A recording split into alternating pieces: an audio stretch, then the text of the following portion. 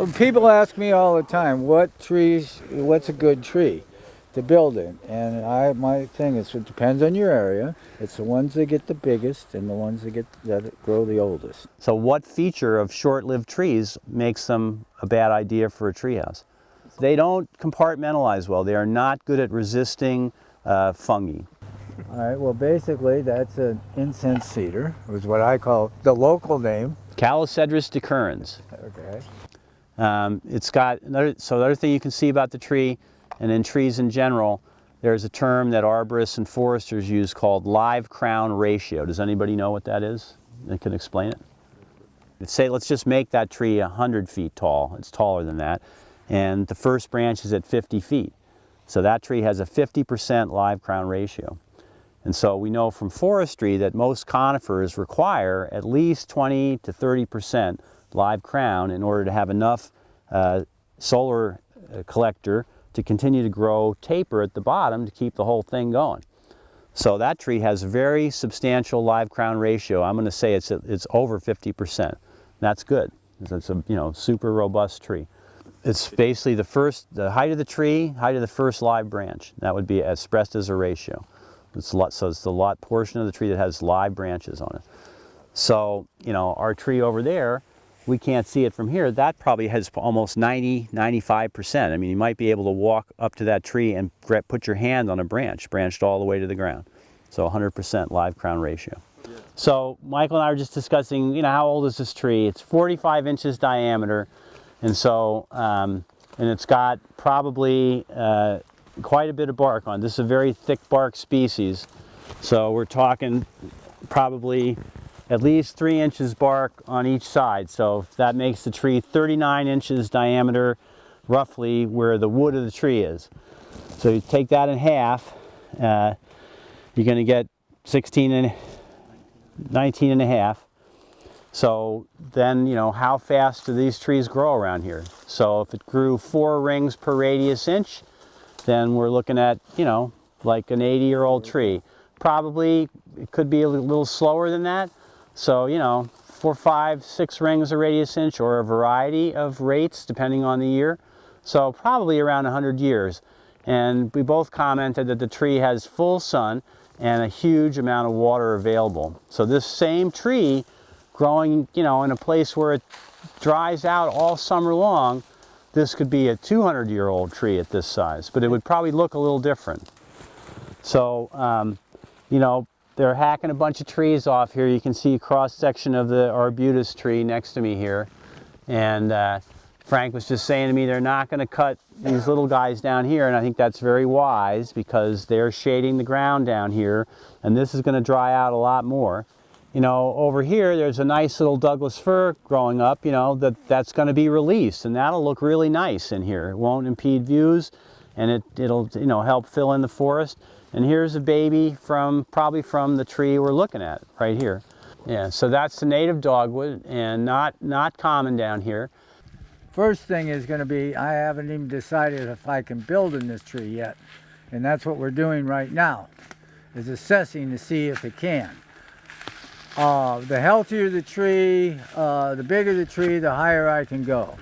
Because of the size of this tree and it's being a cedar, I'm only planning on going 30 feet, and basically I'm determining that I'll be like 10 feet up on a platform there and then come across from there. So I'll have a set of stairs that I go to there.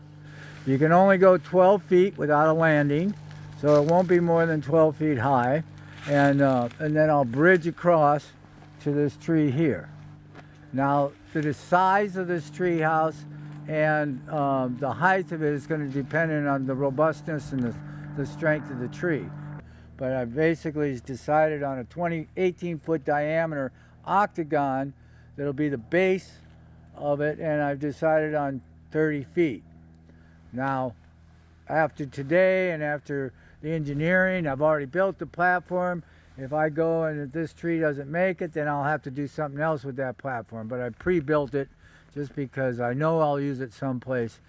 This is a kind of unique. A single tree house is unique in the sense that it's one tree that's holding it all up. Now, one of the things you guys didn't look, there is a Would you say it's a burn? It's an old scar, burn scar. What do I see with this tree? Well, I'm standing in the wetland, you know. So these are wetland plants right next to me here. So this tree is growing on the edge of a wetland. And it definitely has an old scar on the low side of the tree, and you can see that the tree is growing around it. So I know that this type of tree is extremely resistant to decay. The other thing you can see in this tree is that the root flare is pretty exposed, and you can see me poking around with my soil probe here, and basically I use that to just get a sense of the soils on the site. And so you may have noticed I looked pretty carefully at the tree that fell over there on the bank, because that tree dug a hole for me. It lets me see what the soil profile is like. And so the shape of this tree shows that the root system is relatively shallow, and everybody can see that just walking down here. You can see that all the trees have a pretty pronounced flare at the bottom, and you can see some roots basically right on the surface from some of the trees here and there. So here's a big root right here. Here's a big root right here. There's two more on the other side. Why is it that trees aren't, uniform? Well, where that root goes into the ground, that is where the force flow is going to be when the tree is loaded by gravity, wind, rain. The snow is not uncommon here.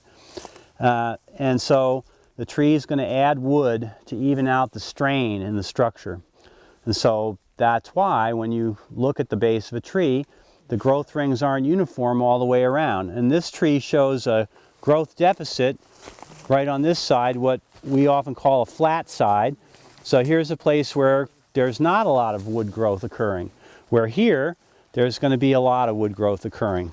So one thing I know about these trees is when they get old, their bark plates start to shed at the bottom.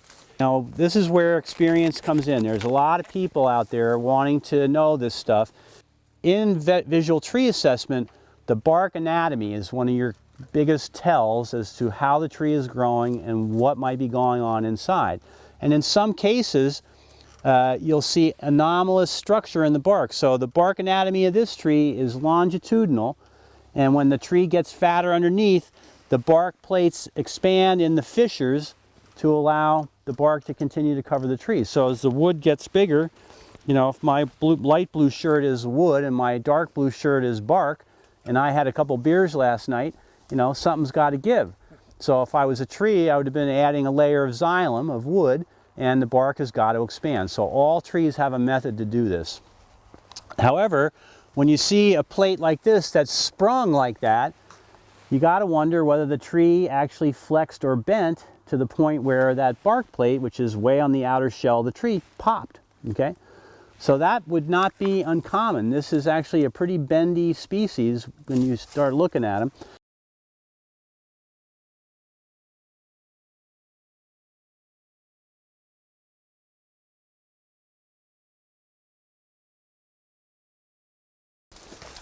It's like rock hard at this point right here.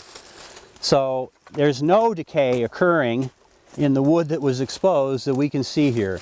It's certainly happening at the microscopic level, but the tree is not giving up anything. The other thing you can see here is that the tree exhibited very robust growth around this wound. So the bark on the back side there shows sort of normal growth, but the bark here shows that the tree is blasting out the wood. And so I'll bet there's at least, quarter to half-inch rings being produced because the tree is reinforcing what's essentially a hole in the trunk. The concept here is that coniferous trees produce wood on the compression side to hold the bulk of the load. They're going to grow a ring all the way around, but they particularly grow wood on the compression side. And so when a tree like this is trying to right itself against gravity, it's going to throw out the biggest rings on that downslope side or the compression side. On the tension side, it'll still produce a ring, but less pronounced. Deciduous trees basically do the opposite, but they're less expressive. And in both cases, you can see situations where trees will produce wood on both sides of the load, compression and tension. Sometimes that's a sign that the tree is really fighting to stay upright or to stay together. But this tree didn't lose any major roots as a result of this wound, which is good. And so there are at least 4 major root buttresses on this tree.